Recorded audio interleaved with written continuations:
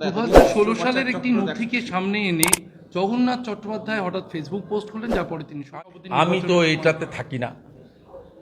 বিরোধী দলনেতার কাজ তো এটা নয়। আমাকে এটাতে জড়াবেন না, এটাতে একদম জড়াবেন না, এটাতে জড়াবেন না। পার্টির অর্গানাইজেশনের সিস্টেমে যারা দায়িত্ব আছে, হয়তো বাংলাদেশের পার্লামেন্ট ঘোষণা করবে যে আমরা আমাদের এই মুহূর্তে বাংলাদেশে কিছু নেই। চট্টগ্রামে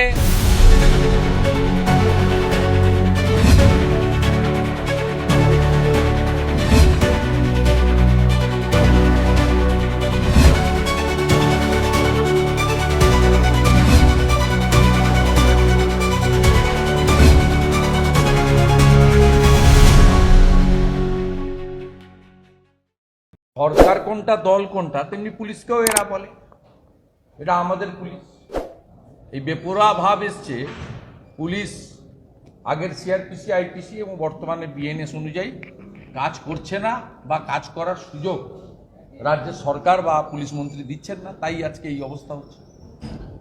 সুব্রতবাবু, আজকে আপনি বললেন যে প্রধানমন্ত্রীর কাছে একজন নাগরিক হিসেবে আবেদন করব, যারাই আওয়ামী লীগের সমর্থক ধর্ম জেরে বা প্রাণ বাঁচাতে ভারতে এসেছেন তাদের যেন জেলে না রাখা হয়, তাদের যেন শরণার্থী হিসেবে, অতিথি হিসেবে রাখা হয়। আইনটা তো স্টেট গভর্নমেন্টগুলোর, বিজেপি রুল স্টেটে সমস্যা হচ্ছে না।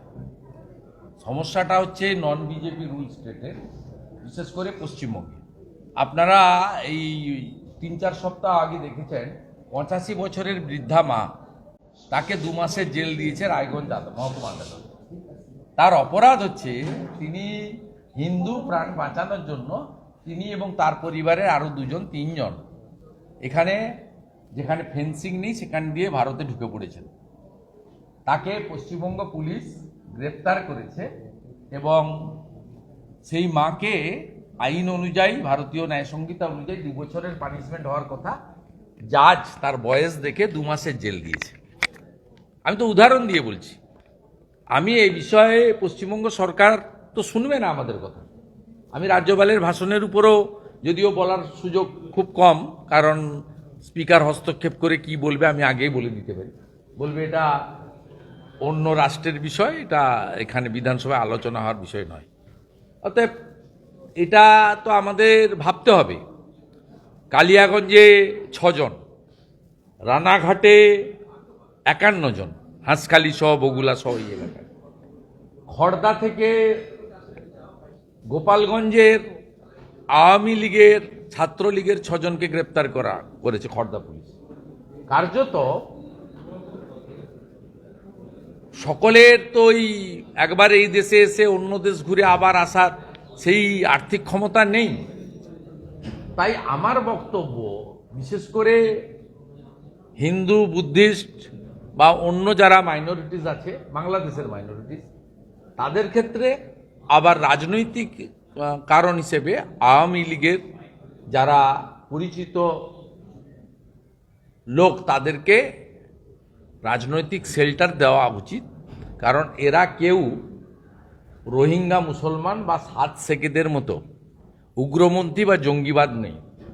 অন্যদিকে এই রাজ্যের সরকার 596 কিলোমিটার জমি বিএসএফকে, আমরা চিৎকার চেঁচামেচি করার পরে, আপনাদের একাধিক টক শো হওয়ার পরে, লাস্ট 3টে ক্যাবিনেট মিটিংয়ে ঠেলায় না পড়লে বিড়াল গাছে ওঠেন একটা বাক্য আছে না, রাজ্য সরকার দেখবেন এখন বিএসএফকে জমি অ্যালটমেন্ট করতে শুরু করেছে।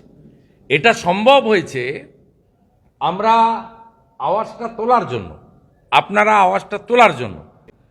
কিন্তু সেক্ষেত্রে যে রাজ্যে রোহিঙ্গা মুসলিমদেরকে ঢোকানো হয়, গ্রেপ্তার করা হয় না, জাভেদ মুন্সি, 7 শেখের মতো আনসারুল বাংলার জঙ্গিদেরকে বাইরের রাজ্যের পুলিশ এসে গ্রেপ্তার করে, সেই রাজ্যে রাজনৈতিক কর্মী প্রাণের বাঁচানোর জন্য চলে এসে তাকে গ্রেপ্তার হতে হয়, হিন্দু পরিবার ধর্ম বাঁচানোর জন্য এই রাজ্যে চলে এসে গ্রেপ্তার হতে হচ্ছে।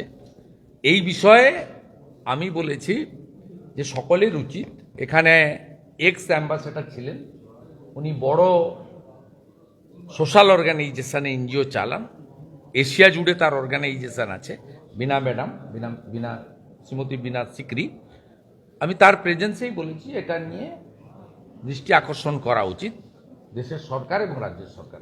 6 মাস যদি বিশ্ব পরিবার একজোট হয়ে কূটনৈতিক বা অর্থনৈতিক বা 1971-এর মতো চাপ না দেয়, সেক্ষেত্রে পাকিস্তানে ফেরত চলে যেতে পারে বাংলাদেশ। কার্যত পাকিস্তানি চালাচ্ছে। পাকিস্তানের রাষ্ট্রদূত ওখানে কোনোদিন অফিসে থাকছেন না, তিনি গোটা বাংলাদেশ ঘুরে বেড়াচ্ছেন। এবং বাংলাদেশে এখন যে মৌলবাদী সরকার চলছে, এখানে বিএনপির কোনো রোল নেই। আওয়ামী লীগের কথা তো ছাড়ুন, এখানে জাতীয় পার্টিরও কোনো রোল নেই, তাদেরও কার্যত জেলে ঢুকিয়ে দিয়েছে। এখানে জামাতের লোকরা চালাচ্ছে, যারা 71-এ পাকিস্তানের সমর্থক ছিলেন। আর জামাতের দলীয় কার্যালয়ে পাকিস্তানের রাষ্ট্রদূত প্রতিদিনই আসছে, সব ব্যাপারে ইন্টারফেয়ার করছে। তাই আমার বক্তব্য যে আগামী কয়েক মাসের মধ্যে যদি ওরাও তো খুব পরিকল্পিতভাবে সনাতনী হিন্দুদের শূন্য করতে চাইছে, আর মুক্তিযুদ্ধের যারা ধারক বাহক বা সমর্থক বর্ডার গার্ড থেকে বাদ দিচ্ছে, শিক্ষা দপ্তর থেকে বাদ দিচ্ছে, সরকারি দপ্তর থেকে বাদ দিচ্ছে, বিভিন্ন কমিটি থেকে বাদ দিচ্ছে, এমনকি বিভিন্ন যে ভাস্কর্য আছে, মূর্তি আছে, স্মৃতিচিহ্ন আছে, সব মুছে ফেলছে। শুধু বঙ্গবন্ধু মুজিবুর রহমান নয়, রবীন্দ্রনাথ ঠাকুরের কোনো মূর্তি এই মুহূর্তে বাংলাদেশে নেই। এই মুহূর্তে বাংলাদেশে কিচ্ছু নেই। চট্টগ্রামে গান্ধীজি গেছিলেন, তার স্মারক ধ্বংস করে দেওয়া হয়েছে। প্রাক্তন প্রধানমন্ত্রী ইন্দিরা গান্ধীর নামে একটা লাইব্রেরি ছিল, যে ইন্দিরা গান্ধীর প্রধানমন্ত্রী হিসেবে তার ভূমিকা ছিল, অস্বীকার করতে পারবেন না 71-এ। সেই ইন্দিরা গান্ধীর নামে লাইব্রেরিটাও ভেঙে দেওয়া হয়েছে, ইন্দিরা গান্ধীর নাম মূর্তি করা হয়েছে। এই যে শক্তি, এই তো ভয়ঙ্কর শক্তি। এই শক্তিকে যদি ইমিডিয়েট রুখতে না পারেন, আগামী দিনে একদম নিচ থেকে উপর পর্যন্ত, মানে একদম ওখানকার যা বলে ওয়ার্ড বলে নিচের তলাকে, ওয়ার্ড থেকে একদম সংসদ পর্যন্ত সর্বত্র পাকিস্তানিদের হাতে চলে যাবে। এবং ওয়ান ফাইন মর্নিং হয়তো বাংলাদেশের পার্লামেন্ট ঘোষণা করবে যে আমরা আমাদের, ওরা এমনিতেই বলছে 71 বলে কিছু নেই, বলবে বিভাজনটা ভুল ছিল, আমরা সংযুক্তিকরণ চাইলাম।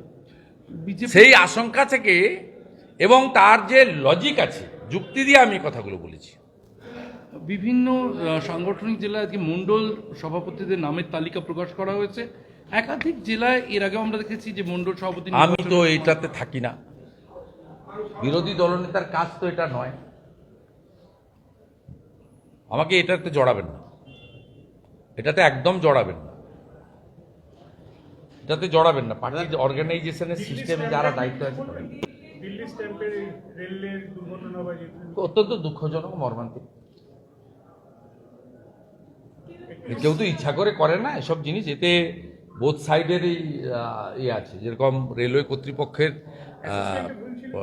না, আমি তো বলবো সবারই আছে। আমাদেরও তো যারা কমন প্যাসেঞ্জার, তারাও তো সব জায়গায় নিয়ম নীতি মানছে না। তার মানে আমি যারা স্ট্যাম্প প্যাড হয়ে গেছে, ইচ্ছা করে সুইসাইড করেছে, কথা আমি বলছি না, আমার সিম্প্যাথি আছে। কিন্তু বোথ সাইডেরই সতর্ক হওয়া উচিত ছিল। যেমন যে প্ল্যাটফর্মে আমার যাওয়ার কথা নয়, হুড়ুহুড়ি করে আরবি দিয়ে বা এফওবি দিয়ে উঠতে যাওয়াটাও যেমন আমাদের পাটে আরও কনসাস হওয়া উচিত, তেমনি এই সব জায়গা থেকে রাশ হচ্ছে প্রয়াগমুখী। যেমন রাস্তার অ্যারেঞ্জমেন্ট করেছে, যখন ওভার ক্রাউড হয়ে যাচ্ছে তখন 300 কিলোমিটার আগে গাড়িগুলোকে ফিরিয়ে দিচ্ছে মাইকিং করে।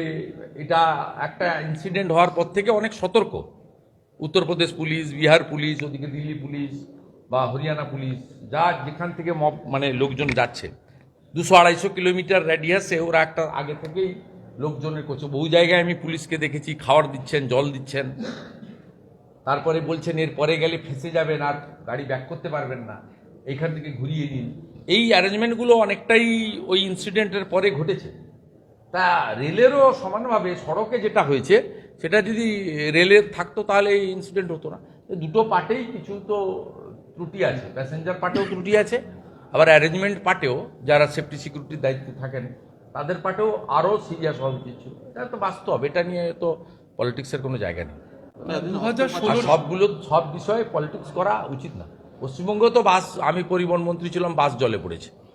জলঙ্গি পুরো করিমপুর থেকে বাস যাচ্ছিল, দৌলতাবাদে পড়েছে। মুখ্যমন্ত্রী গেলেন, আমি পরিবহন মন্ত্রী ছিল, আমাকে ডেকে নিয়ে গেল। পরিবহন সচিব আলাপনবাবু ছিলেন, ওখানে ডিএম উলগানাথন ছিলেন, সবাই রেস্কিউ। তার মানে কি বাসটা কি সরকার ফেলে দিচ্ছে কোথাও? এগুলোতে রাজনীতি করা উচিত না, একে অপরকে দোষও দেওয়া উচিত না। তবে এক একটা ঘটনা থেকে আবার শিক্ষা নেয়। প্রত্যেক দিনই তো ইনসিডেন্ট হচ্ছে আমার এলাকায়। তো আজকে এই আপনার মানে আপনার যে ট্যাঙ্কি সাফ করতে গিয়ে বিষাক্ত গ্যাসে 2 জন মারা গেছে।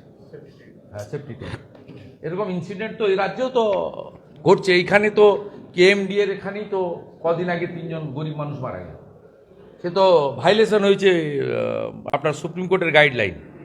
ম্যান হলে ঢোকা তো বারণ আছে। সেখানকার ঠিকাদার আলাউদ্দিনকে ঢুকিয়েছেন, কিন্তু ঠিকাদার যে সুপারভাইজ করেছে ইঞ্জিনিয়ারের বিরুদ্ধে ব্যবস্থা হয়নি তো। অতএব এগুলো একে অপরকে দোষারোপ দেওয়ার জায়গা নেই। এক একটা ঘটনা থেকে শিক্ষা নিয়ে প্রশাসন এবং জনগণ সকলেরই শেখা উচিত। শিখবে। ঘটনা দুঃখজনক, মর্মান্তিক, বেদনাদায়ক। 2016 সালের একটি নথিকে সামনে এনে জগন্নাথ চট্টোপাধ্যায় হঠাৎ ফেসবুক পোস্ট করলেন, যা পরে তিনি আমি এটা নিয়ে আর বলবো, এটা নিয়ে আমার বলার নেই। আমি বলেছি এটা নিয়ে বেশি আর বলার। দাদা, অস্ত্র পাচার চক্রের পর এবার কার্তুজ পাওয়া যাচ্ছে। আপনারা অনেক বার্নিং ইস্যু আছে, ওগুলোতে জানি সব। ডিলারের কাছ থেকে 3 দিন ধরে অনেক দিন হয়েছে। ডিলারের কাছ থেকে বৈধ কার্তুজ চলে যাচ্ছে অস্ত্র কারবারিদের কাছে, ডালহৌসি থেকে এখন লালবাজারে না। আমি গতকাল এই নিয়ে মহিষাদলে বলেছি, আপনার রিপোর্টার ছিল, খুব পরিষ্কারভাবে বলেছি যে যদি একটা ফর্ম ফিল আপ করতে হয়, তাতে লাইসেন্স নাম্বার, গানের যে মালিক তার নাম থাকে। যদি ফর্মটা জেনুইন ফিল আপ হয়ে থাকে, তাহলে ওই লাইসেন্স সিজ করে, বন্দুক সিজ করে, লাইসেন্স সিজ করে ওই যে গানের মালিক তার বিরুদ্ধে আইনগত ব্যবস্থা নেওয়া উচিত। আর যদি ওই কাগজটাই ফর্জি হয়ে থাকে, তাহলে যেখান থেকে বিক্রি হচ্ছে তার বিরুদ্ধে ব্যবস্থা নেওয়া উচিত। রুটে যদি আপনি না যান, কেবলমাত্র এই সব জিনিস করেন, তার যদি রাজনীতির রং দেখেন, তার সঙ্গে যদি অন্য ব্যবস্থা করেন, তার ফলে এগুলো বাড়তে থাকে। রুটটাকে যদি শেষ করতে চান, যেমন পার্থেনিয়াম হলেই তাকে নির্মূল করতে হয়, রুটটাকে শেষ করতে হবে। যদি যে লাইসেন্স বন্দুকের মালিক, তার লাইসেন্স দিয়েছে, আন্ডারটেকিং দিয়ে কার্ট্রিজ নিয়েছে, তাহলে তার বিরুদ্ধে ব্যবস্থা নিন। আর যদি ওইটা ফলস হয়ে থাকে, অর্থের বিনিময়ে বিক্রি হয়ে থাকে, তাহলে যে বিবাদীবাগের দোকানদার এটা করেছে, তার লাইসেন্স ক্যান্সেল করে তার দোকানকে লক অ্যান্ড কি করে সিল করে দিয়ে তার বিরুদ্ধে ব্যবস্থা নেওয়া উচিত, তাকে হেফাজতে নেওয়া উচিত। তৃণমূল কাউন্সিলর সমরেশ চক্রবর্তী দীর্ঘদিন বেপাত্তা ছিল প্রমোটারকে হুমকি দেওয়ায়, অবশেষে যে চুপিসারে সে জামিন পেয়ে গেল, পুলিশ গ্রেপ্তার করতে পারল। জামিন তো পাবেই, কারণ এই যে ইলিগাল প্রমোটিং হয়, এটা একা কাউন্সিলর খায় না, এর সঙ্গে কনসার্নিং মিউনিসিপ্যালিটি বা কর্পোরেশন এবং লোকাল পুলিশের ইনভলভমেন্ট আছে। 3টে ভাগ হয়। ওখানে আমি একটা ভিডিও ছেড়েছিলাম, বেহালায় দেখেছেন না, যে ঘনশ্যাম 150 করে নেয়, আমাকে অত দিতে হবে না, 50 টাকা দিতে হবে। এটা ভাগ হয়।